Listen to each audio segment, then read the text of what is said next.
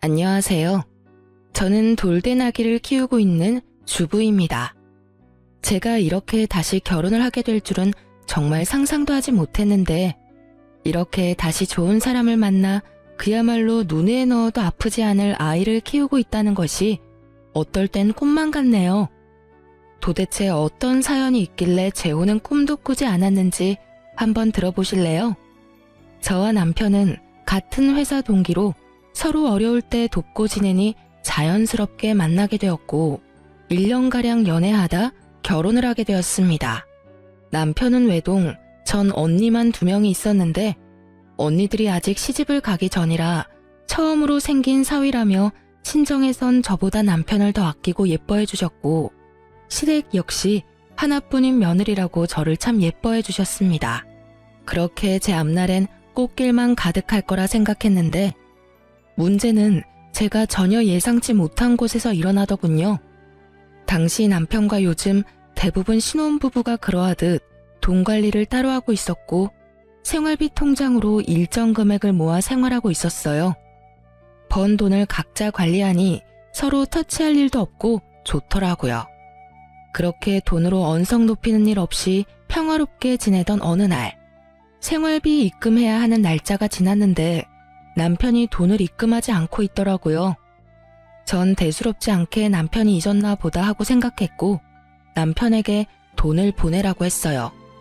여보, 생활비 아직 안 들어왔더라? 시간 날 때 보내놔. 아, 맞다. 알겠어. 조금 있다가 보낼게. 이렇게 철석같이 대답하던 남편은 며칠이 지나도 생활비를 입금하지 않았고 전 마찬가지로 또 잊었나 보다 생각하며 대수롭지 않게 여기고 있었죠. 저 역시 잠깐 확인만 하고 잊기도 했었고요. 그렇게 또 며칠이 지나고 남편과 함께 맞춰 연차를 쓰고 오랜만에 늦잠도 늘어지게 자고서 남편과 함께 늦은 아침밥을 먹고 있는데 휴대전화에 미납 문자가 오는 것이 아니겠어요? 황급히 남편은 휴대전화를 뒤집었지만 이미 전 봐버린 뒤였고 며칠 전이 월급날이었는데 미납이라니 이해가 되지 않더군요. 여보, 나 다 봤는데? 다 봤어? 응, 제대로 봤어. 미납이라니 무슨 미납? 우리 월급 받은 지 얼마 안 됐잖아. 월급은 다 어쨌길래 그런 문자가 와? 저의 직설적인 물음에 우물쭈물 애꿎은 입술만 잘근잘근 씹어대던 남편은 이내 저에게 모든 사실을 털어놓더군요. 그게 사실은 부모님이 힘들다고 하셔서 도와드렸어. 뭐? 얼마나 힘드시길래? 아니, 그래서 얼마를 드렸길래 미납까지 됐어? 그게 매달 용돈을 드리고 있었는데 이번 달엔 부모님이 꽤 큰 금액이 필요하다고 하시더라고. 그래서 그 금액 맞춰서 드리다 보니까 월급을 다 드려버린 거 있지? 나름 계산해서 드렸는데 드리고 나니 내일 돈이 더 있더라고. 저로서는 남편의 말이 이해가 되지 않았어요. 제가 알기론 시댁도 못 사는 편이 아니었는데 굳이 아들 돈까지 다 끌어다 쓴다는 사실이 제 상식선에선 이해가 되지 않더라고요. 아니 여보, 말을 좀 똑바로 해. 그렇게 두루뭉술하게 이야기하지 말고. 아버님 요즘 일 힘드셔? 아님 다른 이유가 있는 거야? 무슨 이유길래 부모가 자식 생활도 되지 않게 돈을 다 가져가시냐 이 말이야. 당신이 똑바로 설명을 해야 내가 돕든지 말든지 할 거 아니야.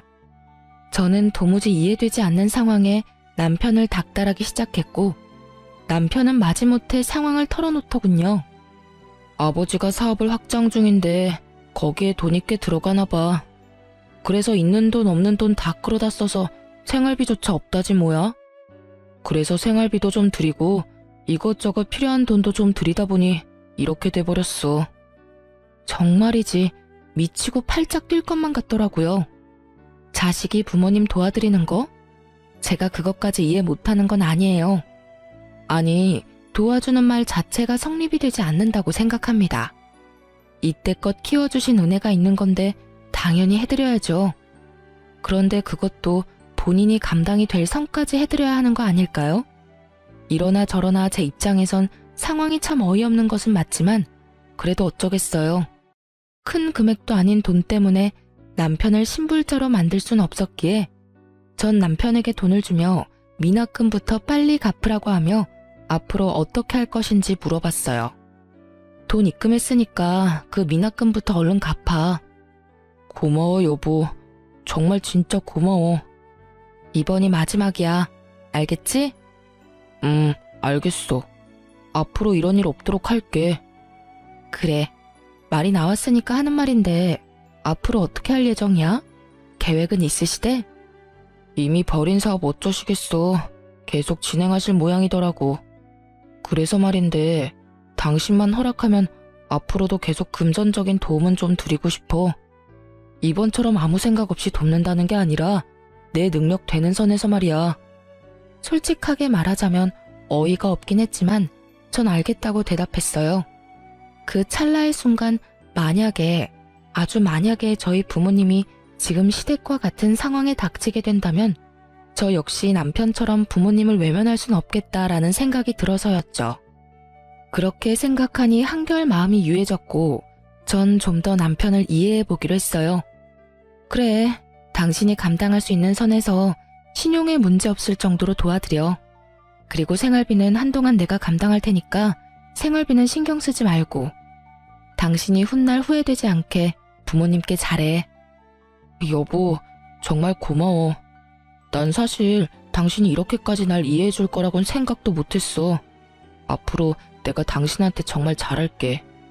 그날 이후 남편뿐 아니라 시댁에서까지 제 덕에 위기를 잘 넘겼다며 저를 더 어여쁘게 여겨주시기 시작했고 전 마음을 돌려먹길 잘했다고 생각하며 남편을 도와 시댁 뒷바라지를 열심히도 했습니다. 그것이 다 부질없는 멍청한 짓인 줄은 그 당시엔 꿈에도 알 수 없었으니까요. 제가 시댁 일에 힘을 보태고 있던 그 순간 생각지도 못했던 일들이 친정에 일어나고 있었더군요. 그건 다름 아닌 아빠의 회사가 예기치 못하게 부도 위기에 놓이게 되고 엎친 데 덮친 격이라고 아빠마저 쓰러지셨던 것이었어요. 다행히 쓰러진 아빠를 일찍 발견해 급하게 수술에 들어가게 되었고 천만다행으로 수술은 잘 되었지만 친정 식구들에겐 수술비가 걱정이었죠. 부도를 막느라 언니들이 모은 돈과 언니들의 집까지 쏘아부었던 터라 수술비를 마련하긴 힘든 상황이었던 것이었어요.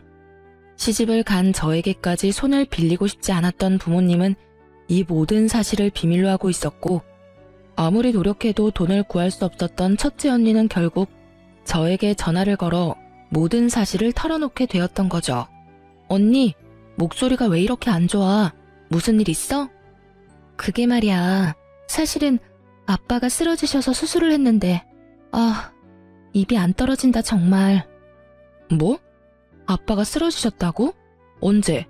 왜 나한테 말 안 했어? 그래서 수술은 어떻게 됐는데? 잘 안 됐어? 아빠 위독하셔? 아니, 수술은 잘 됐는데 수술비가 없어. 사실은 아빠 회사가 힘들어서 나나 둘째나 모은 돈이고 집이고 팔아서 아빠 보태드렸거든. 그래서 부도는 겨우 막았는데 수술비를 낼 돈이... 그런 이야기를 왜 이제서야 말해? 내가 정말 못 살아. 우린 너 시집도 갔고 이제 너도 네 가정이 있는 건데 괜히 이런 일까지 신경 쓰게 하고 싶지 않아서 그랬지. 그런 말이 어디 있어. 시집 가면 가족이었던 사람이 가족이 아닌 게 돼? 일단 수술비는 내가 당연히 마련할 테니까 수술비 걱정은 하지도 말고 있어. 앞으로 이런 일 있으면 바로 연락하고. 그래, 고맙다. 우리 막둥이가 언제 커서 이렇게 든든해졌나 몰라. 나 옛날에 다 커서 시집도 왔거든? 그러니까 언니도 걱정하지 말고 좀 잠이나 좀 자. 보나마나 잠도 한숨 못 잤을 텐데 내일은 내가 가볼게. 그래, 덕분에 오늘은 발 뻗고 푹 잘 수 있겠다. 그럼 내일 봐. 언니와의 통화를 끝낸 저는 가족들이 막막했을 생각을 하니 눈물이 다 나려고 하더군요. 시댁을 신경 쓰느라 친정에 무심했던 제가 한심하기도 했고요. 이런저런 생각들로 눈물이 고이려는 그때 옆에서 모든 말을 듣고 있던 남편이 다짜고짜 저를 붙잡고 화를 내기 시작했어요. 왜 그 돈을 당신이 내? 뭐? 순간이지만 전 제 두 귀를 의심했어요. 나서서 수술비를 내자고 해도 모자랄 판국에 아빠 이야기는 단 한마디도 묻지 않고 그 돈을 왜 내냐고 화를 낸다뇨. 수술비가 한두 푼이야? 적어도 몇백은 좋긴 넘을 텐데. 우리가 지금 그런 돈이 어디 있어. 당신 지금 고작 몇백이 아까워서 이러는 거야? 당신도 방금 옆에서 다 들었잖아. 지금 우리 친정 상황이 어떤지. 있으면 좋은 돈이 아니라 있어야만 하는 돈이라는 거 다 알면서 지금 그런 말이 나와? 알지, 아는데 당신도 잘 알잖아. 지금 우리 부모님도 자금난에 허덕여서 우리가 보탬이 돼야 하는데 장인어른 수술비까지 들이면 어떻게 해? 차라리 그 돈으로 우리 부모님을 도와주면 더 좋잖아.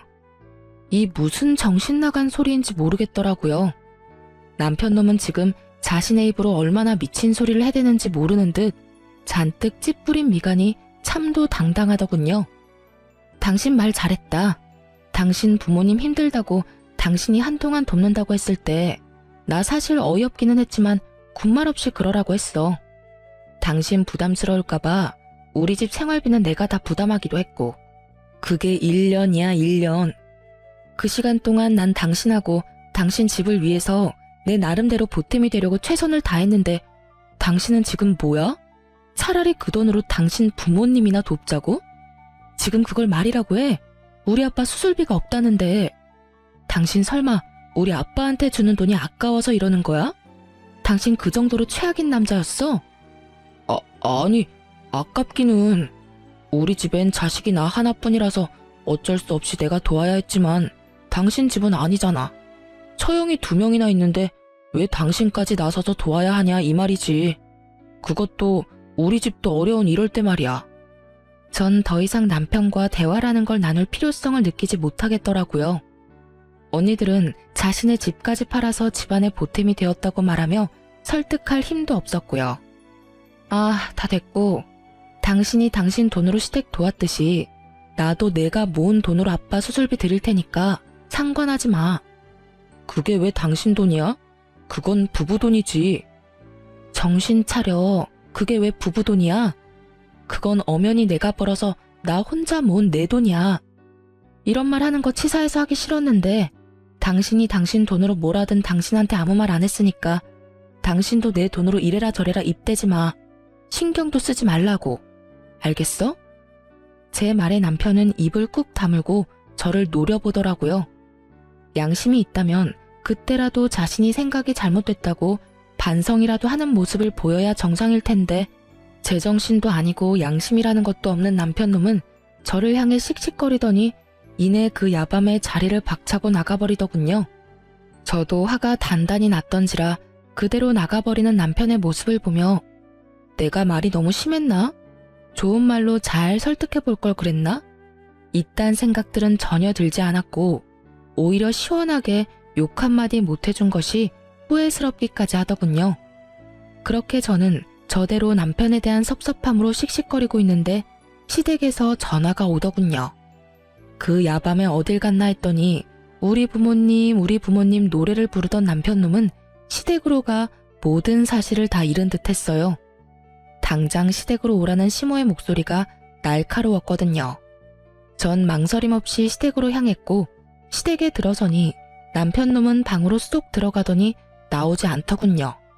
시부는 언짢다는 듯 팔짱을 끼고 앉아 있었고 시모는 가타부타 묻지도 따지지도 않고 화를 내기 시작하더군요. 네가 제정신이니? 출가 외인인 네가 왜 친정일에 끼어드는 거야? 그것도 다른 일도 아닌 돈 드는 일에. 원래가 그렇다. 시집간 딸은 친정일에 함부로 나서서 돕고 그러는 거 아니다. 이 말도 기가 막히는데 그 뒤를 잇는 말들은 그야말로 한편의 막장 드라마를 연상케 하더라고요. 네 언니들도 있으니 언니들이 알아서 할 게다. 사돈 처녀들 능력 좋은데 왜 굳이 너까지 나서니? 그러니까 친정에 돈 줄 생각은 하지도 마. 우린 절대 반대야. 그 돈이 어떤 돈인데 친정을 주긴 줘? 생각이 없어도 어쩜 저리도 없는지. 생각이 없는 사람이 누구인데 저딴 말을 하는 것인지. 하고픈 말은 많았지만 그래도 어른이니 막말을 할 순 없는 노릇이었고 그저 전 제 뜻을 확고하게 전하기로 했죠. 어머님, 그렇게는 못합니다. 전 이미 수술비 드리기로 마음먹었고 제 돈으로 제 친정에 드리는 돈이니 어머님도 제 뜻 존중해 주셨으면 좋겠어요. 제 말을 들은 시모는 남편과 짠 것인지 남편놈과 똑같은 말을 하더라고요. 그게 어떻게 네 돈이니? 네가 시집와서 우리 가족이 된 후에 번 돈이니 우리 아들 돈이자 시댁 돈이지. 그런 논리라면 그이가 지금 버는 돈뿐만 아니라 아버님 사업으로 벌어들이는 수입까지 다 제 돈도 된다는 말인데 앞으로는 이 돈 저 돈 할 필요 없이 막 끌어다 써도 되겠네요? 그렇죠, 어머님? 그런 뜻 맞죠? 개떡 같은 논리를 펼치는 시모에게 저 역시 찰떡 같은 논리로 맞대응해 주었고 시모는 누구보다 빨리 선을 딱 그어버리더군요. 어머, 넌 말을 참 이상하게 한다. 그건 아니지. 내 아들이 번 돈은 내 아들 돈, 우리 남편이 번 돈은 우리 집 돈이지. 저는 말 그대로 할 말을 잃었고 저의 그런 모습을 긍정으로 알아들은 시모는 더욱 경악스러운 말을 내뱉기 시작하더라고요. 그런데 얘, 사돈 어른은 보험은 드셨다니? 사망보험 말이다. 뭐 그런 보험은 재수없다고 안 드는 사람들도 많다던데 혹시 너희 친정도 그런 건 아니지? 만약에 사돈 어른 돌아가시면 그 보험금은 누가 타는 걸로 해뒀어? 네 앞으로 떨어지는 게 있긴 해? 돈에 미쳐버린 사람도 아니고 저리 인간 같지도 않은 말을 해대는 것인지 도무지 이해도 용납도 되지 않더군요. 시모의 말을 듣고만 있던 저는 그대로 눈이 돌아버렸고 자리를 박차고 일어나 고래고래 소리를 질러댔어요. 어머님, 제정신이세요? 어떻게 그런 말을 할 수가 있어요? 어머 깜짝이야. 내가 무슨 말을 했다고 이렇게 화를 내니? 버젓이 수술 잘 끝내고 회복하고 있는 사람한테 사망보험금이라뇨? 저한테 떨어지는 돈은 왜 궁금하신데요? 그게 정상적인 사고를 가진 사람이 할 말이에요? 저의 고함에 시모는 너무 놀란 나머지 꿀먹은 벙어리가 되었고 이때껏 방에 숨어 콧배기도 보이지 않던 남편놈이 뛰어나와 저에게 화를 내기 시작하더군요. 너 미쳤어? 누구한테 소리를 질러 지르기는. 이게 뭐 하는 짓이야? 내가 가만히 있게 생겼어? 멀쩡하게 잘 살아있는 사람 사망보험금이 어쩌고 저쩌고 저째? 그런 말을 듣고 가만히 있는 사람이 어디 있어? 뭐 그거 가지고 그래. 죽으라고 고사를 지낸 것도 아니고. 궁금하시면 물어보실 수도 있지. 나도 궁금하다. 그래서 장인어른은 사망보험금은 드셨대? 드셨지. 이때 제 기분이 어땠는 줄 아세요? 하하하, 딱 웃음이 나더라고요. 미쳐버린 인간들 사이에서 있으니 실성을 해버릴 것만 같아서요.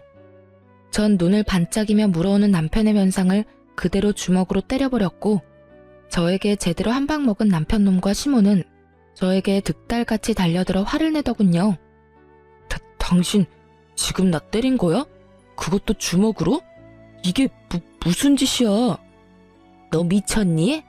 네가 감히 내 아들을 때려? 야, 발로 확 걷어차서 남자 구실 못하게 만들려다가 많이 참고 참아서 주먹으로 끝낸 줄 알아. 그리고 어머님, 제가 이런 말까지 듣고도 가만히 있을 거라 생각했어요? 멀쩡히 잘 살아있는 내 부모 목숨 가지고 함부로 말하는 인간, 뺨 한 대 정도는 때려줘야죠. 생각 같아선 어머님 역시 가만두고 싶지 않은데 그래도 어른이라 참고 또 참는 거니 괜히 건드리지 마세요. 전 그대로 시댁을 빠져나와 집으로 돌아왔고 이혼밖에 답이 없다는 결론을 내렸어요. 사연을 들어보니 다른 분들은 휴대전화의 녹음 기능을 알차게도 잘 사용하던데 전 왜 조금 전 그 모든 경악스러운 상황들을 놓쳐버렸는지 한스럽기까지 하더군요. 언제까지 한탄만 할 수도 없는 노릇이었던 전 이제라도 모든 상황을 녹음하기로 했고 저의 예상대로 뒤이어 집으로 돌아온 남편은 저를 향해 막말을 쏟아내기 시작하더군요. 이런 미친 게 어디서 감히 남편을 때려? 너 이거 내가 경찰에 신고하면 너 깜빵에 갈 수도 있는데 내가 그간의 정을 생각해서 참는 거야. 알겠어? 어차피 오늘 내일 하는 노인네 사망보험금 들었냐고 묻는 게 뭐 큰 잘못이라고? 시어머니한테 화를 내지를 않나? 남편을 때리지를 않나? 내 살다 너같이 기센 년은 보다 처음 본다. 그리고 내가 나 혼자 잘 먹고 잘 살자고 그런 말 했어? 말이야 바른 말이라고. 사망보험금 나오면 너도 욕심날 거 아니야. 그 돈이 적은 돈도 아닐 테고 적어도 억 단위는 될 텐데 그 돈이면 우리 집 사업도 무리 없이 진행될 테고 그러면 나만 좋아? 우리 모두 좋은 일이라고 그게. 이 뒤론 헛소리와 함께 입에 담지도 못할 욕들이 쏟아져 나오더군요.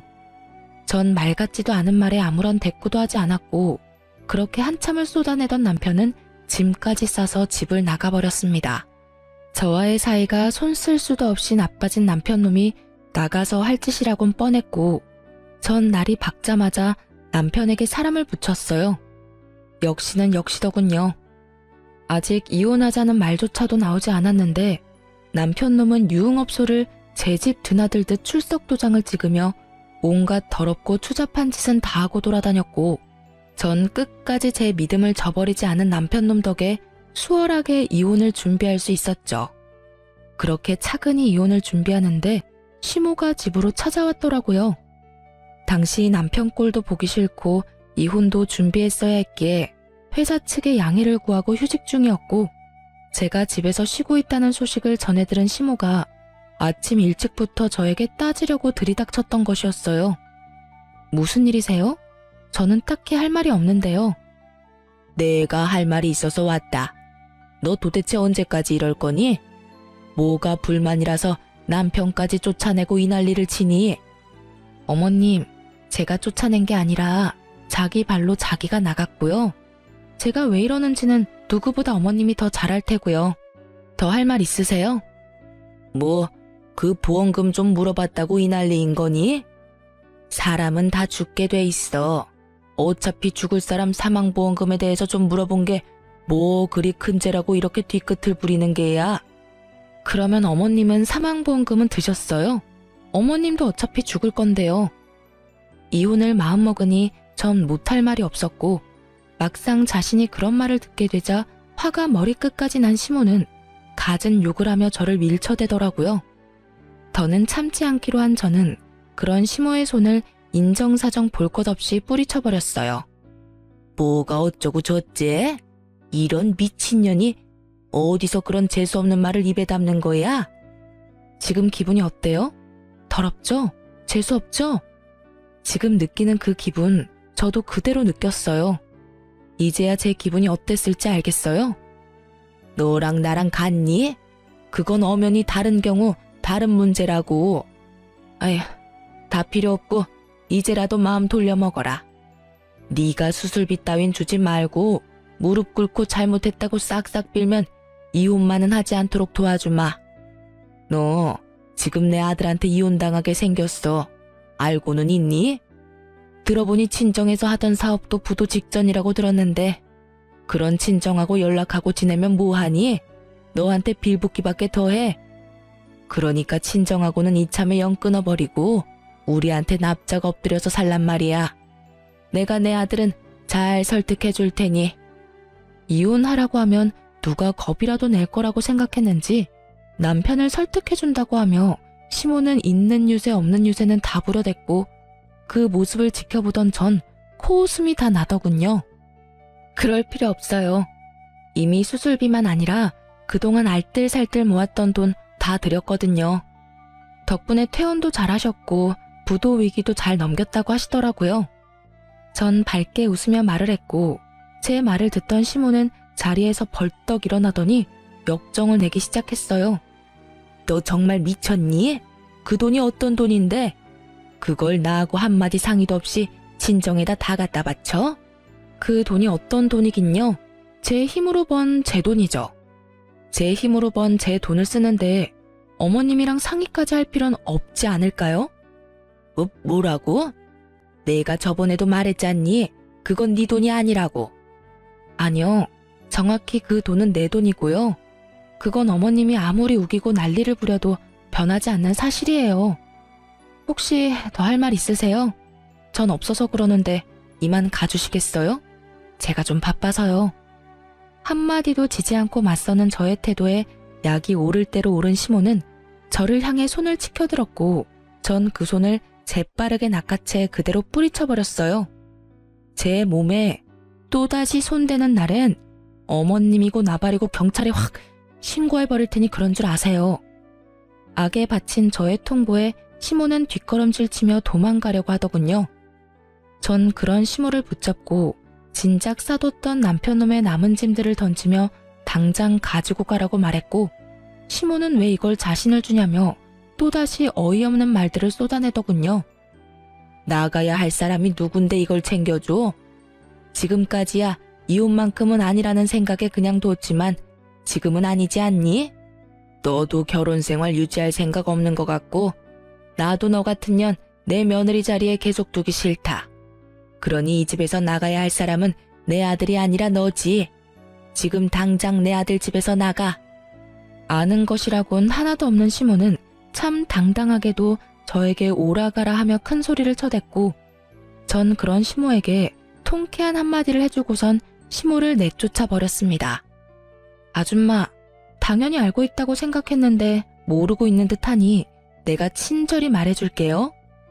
이 집 아줌마 아들 집이 아니라 내 집이에요. 뭐? 이 집은 내가 처녀 때 내 돈으로 산 내 집이라고요. 그러니까 내 집에서 난동 그만 부리고 당장 나가세요. 그렇습니다. 저희가 결혼 생활을 시작하게 되었던 집은 제가 처녀 때 공인중개인 둘째 언니의 권유로 분양받았던 제 명의의 제 집이었어요. 결혼할 당시에 대출금이 조금 남았던 터라 함께 갚아나가며 공동명의를 해야 하나 생각도 했었지만 이미 꽤 갚기도 했고 혹시나 하는 마음으로 혼자 대출금을 내며 제 명의로만 뒀던 것이었어요. 매달 나가는 대출금이 부담스럽기도 했지만 이런 상황이 되고 나니 살면서 가장 잘한 일이었다는 생각마저 들었어요. 어쨌든 전 이혼을 위해 변호사를 만나며 지냈고, 아빠는 앞서 말했듯이 경과가 좋아 언제 그랬냐는 듯이 건강을 되찾아 퇴원하게 되었어요. 사업 역시 언니들과 저의 도움으로 위기를 잘 넘겨 다시 정상적인 운영을 하고 있다고 하더군요. 그렇게 모든 일은 차근차근 잘 풀려가고 있었고, 친정이 안정기에 들어서는 것을 확인한 저는 변호사분과 함께 본격적인 이혼을 준비하고 있었어요. 그런데 몇 달 만에 연락이 온 남편이 회사 앞에서 보자고 하더라고요. 그 당시 남편은 다시 출근하기 시작한 저와 마주치는 것이 껄끄러웠는지 회사를 옮겼고, 전 결혼 이후 처음으로 남편 덕을 다 보며 회사를 다니고 있던 상황이었는데 갑자기 회사 앞으로 온다고 하니 왜인지 불안하더라고요. 그래서 전 제가 남편 회사 앞으로 간다고 했고, 그렇게 몇 달 만에 남편 얼굴을 보게 되었어요. 이번엔 정말 발차기라도 해야 하나 생각하며 남편을 만났는데 그놈은 집을 나가던 그때와는 180도 다른 다정한 태도로 저를 대하더군요. 도대체 무슨 꿍꿍이인가 싶어 대충 분위기를 맞춰줬고, 생각한 대로 분위기가 잡혔다고 생각했는지 그 더러운 속내를 꺼내기 시작했어요. 저기 여보, 혹시 그거 알고 있어? 집값 말이야, 많이 올랐더라? 아, 그거? 알고 있어. 그런데 당신이 그걸 어떻게 알아? 집도 나간 사람이 집값은 매일같이 체크하고 있었나 봐. 그것도 자기 집도 아닌 집을 말이야. 에이, 무슨 말을 또 그렇게 해.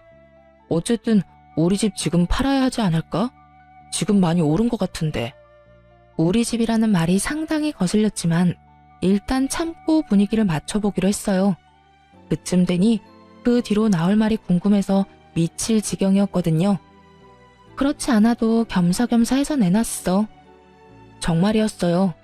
이혼도 할 마당에 그 집에서 살 생각도 없었고, 때마침 집값도 말도 안 되게 오르고 있었던 터라 팔릴 때 빨리 팔아버리려고 내놨었거든요. 왜 그런 중요한 일을 나한테 안 알린 거야? 왜라니? 화난다고 집 나가버려서 이날 이때까지 연락 한 통 없이 안 들어온 사람이 누군데? 그런 사람한테 내가 굳이 연락해서 알릴 필요가 있다고 생각하는 거야? 아니, 다 때려치우고 당신이 나한테 지금 따질 입장이나 된다고 생각하는 거야? 따지는 게 아니라 물어보는 거지. 묻지도 마. 어차피 그 집 당신 집 아니고 내 돈으로 산 내 집인데 당신이 무슨 권리로 궁금해해? 관심 꺼주라 제발. 싸움의 시작부터 끝까지 그 무슨 도돌이표 같은 상황과 대화인지 남편놈은 제 말에 화가 난 듯해 보였지만 애써 그 화를 누르며 가짠치도 않은 연기를 펼치기 시작하더군요. 여보, 무슨 말을 그렇게 섭섭하게 해. 나 지난 몇 달 동안 정말 후회도 많이 하고 반성도 많이 했어. 그깟 자존심이 뭐라고. 내가 미안해 여보. 나가보니까 알겠더라. 나한테 당신이 얼마나 소중했는지. 내가 얼마나 당신을 사랑하는지 말이야.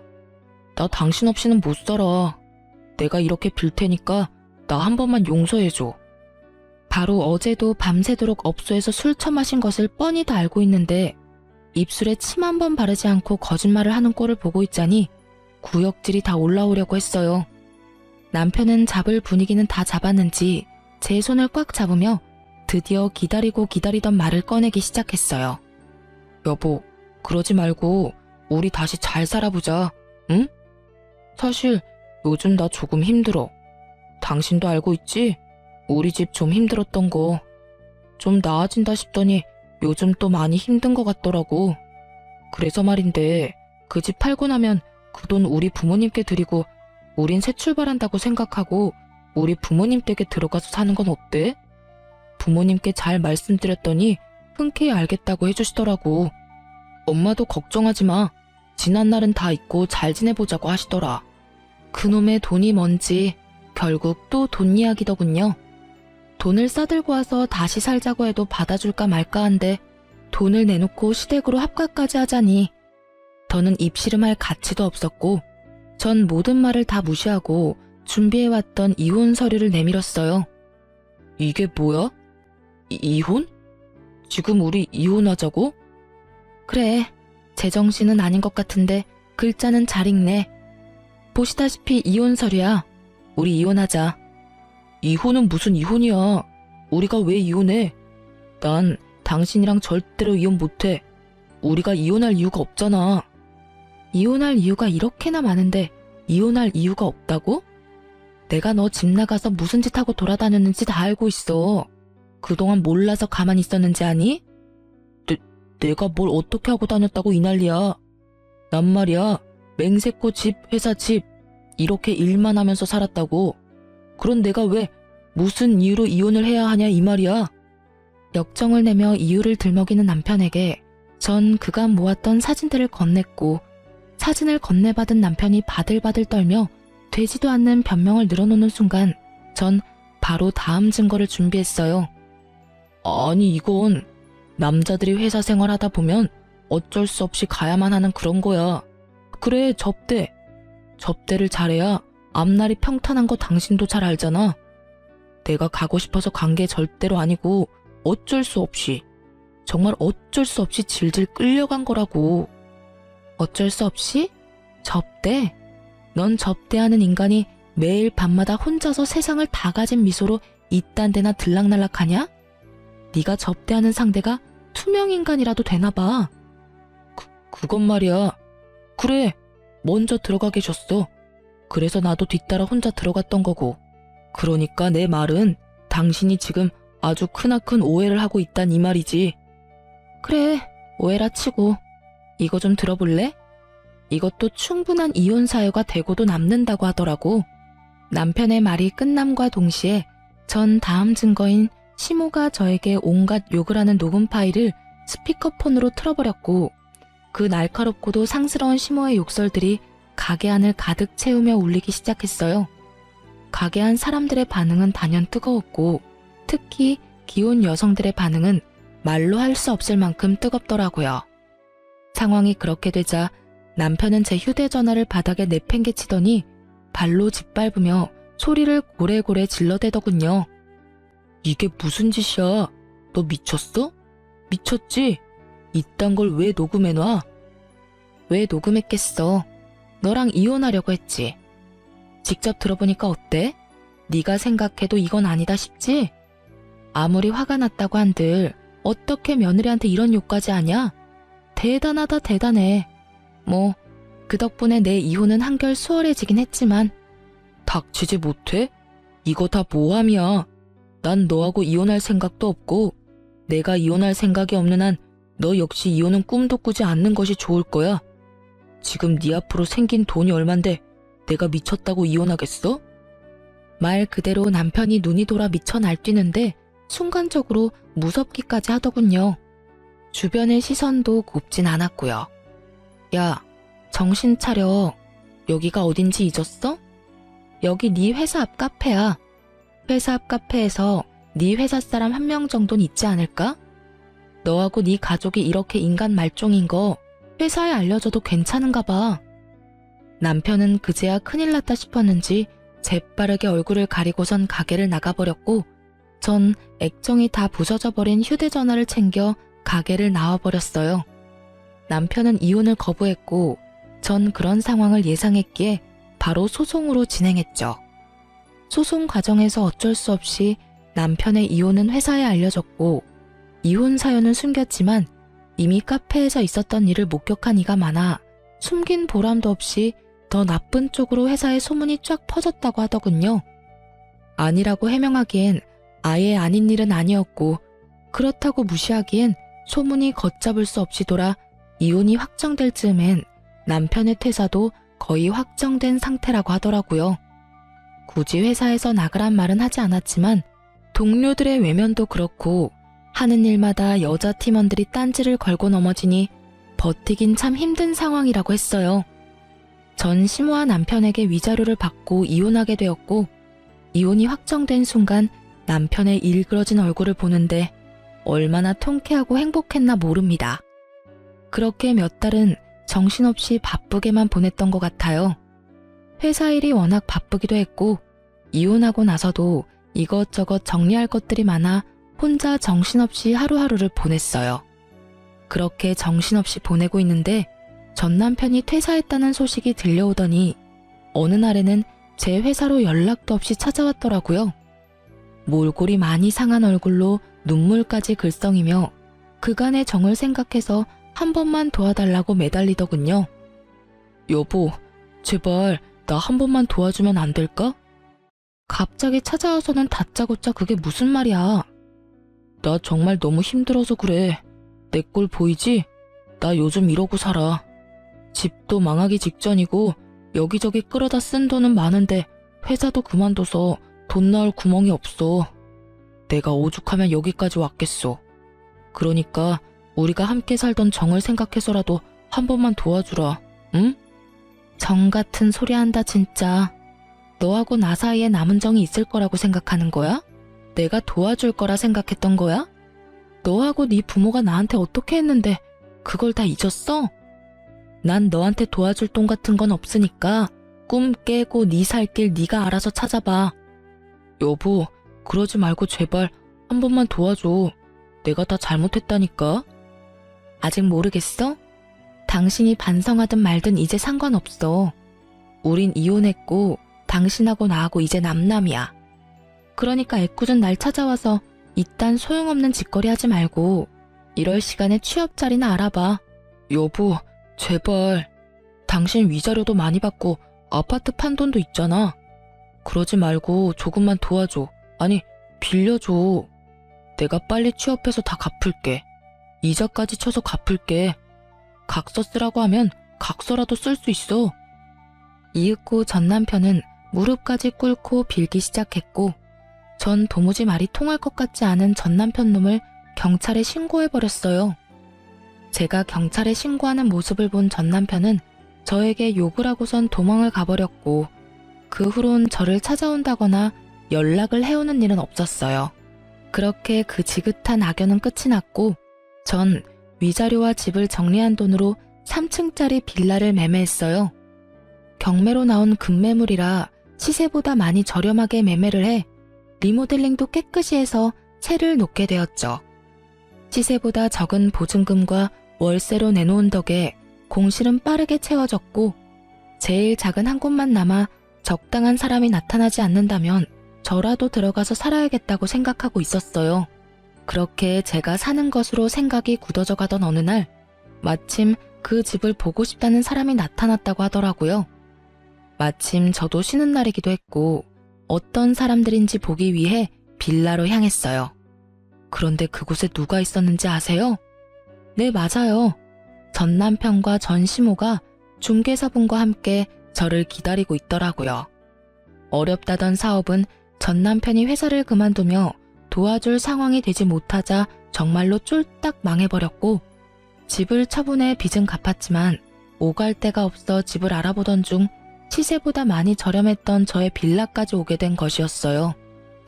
2년이라 하기엔 상황이 더러웠으니 악연이 확실했고, 두 사람의 표정을 보아하니 저와 같은 생각을 하는 듯 했지만 상황이 어렵긴 한가 보더군요.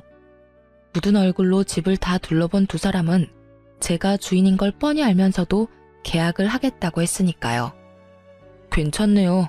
바로 계약하고 싶은데 공실이니 언제든 들어와도 되는 거죠? 아니, 난 싫은데 어떻게 하지? 전 남편의 말이 끝나자마자 거부 의사를 밝혔고, 저의 거부에 두 사람은 노발대발하며 왜 안 되느냐고 따지기 시작하더군요. 당신 정말 이렇게까지 해야겠어? 너 정말 몹쓸애구나. 그래도 한때는 가족이었던 사이인데 꼭 이렇게 매정하게 굴어야겠니? 이 와중에도 두 사람은 저를 천하의 못된 년으로 몰기 시작했고, 전 두 사람의 말을 싹 무시한 채 중개사분에게 다시 한번 말했어요. 사장님, 다른 사람들로 알아봐 주세요. 네? 그래도 이분들이 계약하신다고 하는데. 이분들이요, 행실이 더러워도 너무 더러워서 세를 줄 생각이 없어요, 제가. 그러니까 다른 사람들로 알아봐 주세요. 들어온다는 사람이 없으면 저라도 들어와서 살 생각이니까 정 안 되겠다 싶으시면 따로 연락해 주시고요. 충분히 의사를 밝힌 저는 자리를 벗어나려고 했고, 그 순간 전 남편이 급하게 저를 붙잡으며 무릎까지 꿇고 애원을 하기 시작하더군요. 우리 가진 돈이 정말 없어서 그래. 여기 아니면 정말 길거리에 나앉게 생겼다고. 그러니까 제발 좀 살게 해주라. 조용하게 쥐죽은 듯이 살기만 할게, 응? 잠깐이었지만 그런 전 남편의 모습이 불쌍해 보였던 건 사실입니다. 하지만 이 한 번의 호의가 또 어떤 결과를 낳게 될 것인지 누구보다 잘 알았고, 잘 아는 만큼 뻔히 그려지더라고요. 그래서 전 다시 마음을 되잡았고 애원하고 있는 남편에게 이렇게 말해주었어요. 네가 한 짓을 다 잊었어? 우리 아빠 수술비 주지 말라고 하면서 사망보험금이나 묻던 네 짓거리 말이야. 그건 내 생각이 짧았어. 그땐 우리 다 힘들었잖아. 그래서 나도 판단력이 흐려져서 그런 실수를 했던 거야. 실수? 웃기고 앉아있다 진짜. 다 됐고, 난 우리 부모님 죽기를 바라는 사람한테 도움이 될 생각은 죽어도 없으니까 다신 찾아오지도 연락도 하지 마. 야, 너 정말 내가 이렇게까지 매달리는데 그렇게까지 해야 해? 그냥 좋은 게 좋은 거라고. 불쌍한 인간 구해준다고 생각하고 한 번만 눈 감아주면 되는 거잖아. 난 이렇게까지 할 거고, 너 같은 인간이 불쌍하다고 느껴지기는커녕 같은 공간에서 숨쉬고 있다는 것조차도 역겨우니까 다신 내 눈앞에 나타나지 마. 전 그대로 그 자리를 떠버렸고, 그 후론 그 인간들의 소식은 듣지 못했어요. 물론 더는 찾아오는 일도 마주치는 일도 없었죠. 이렇게 전 남편과의 악연이 끊어진 지도 5년이란 세월이 지났네요. 그 사이 전 결혼을 했어요. 다시 재혼을 마음먹기까지 고민도 많이 하고 도망치기도 했었는데, 그런 저를 끝까지 기다려주며 한결같은 마음을 쏟아준 멋진 남자와 결혼해 잘 살고 있습니다. 현재는 회사를 그만두고 처음 말씀드렸다시피 돌된 아들을 키우고 있어요. 저의 남편은 회사 동료였는데 제가 누구와 결혼했었는지, 왜 이혼하게 되었는지 누구보다 잘 알고 있던 남편이 처음 저에게 고백해올 때 얼마나 당황했는지 모릅니다. 처음엔 당연히 거부했었어요. 부담스럽기도 했고 남자가 지긋지긋하기도 했었거든요. 하지만 남편은 그런 저에게 한결같은 모습을 보여주며 제 마음의 문을 두드렸고, 자신보다 저를 더 아끼는 남편의 모습에 결국 마음을 열게 되어 결혼까지 하게 되었어요. 제 인생의 결혼은 두 번 다신 없을 거라고 생각했는데 이렇게 아들까지 키우고 있는 걸 보니 정말 사람 일은 모르는 일이다 싶어요. 몰상식의 끝을 달렸던 전 시댁과는 달리 현재 저의 시부모님들은 재산이 많진 않지만 작은 것이라도 나눠주시려고 안달인 분들이세요.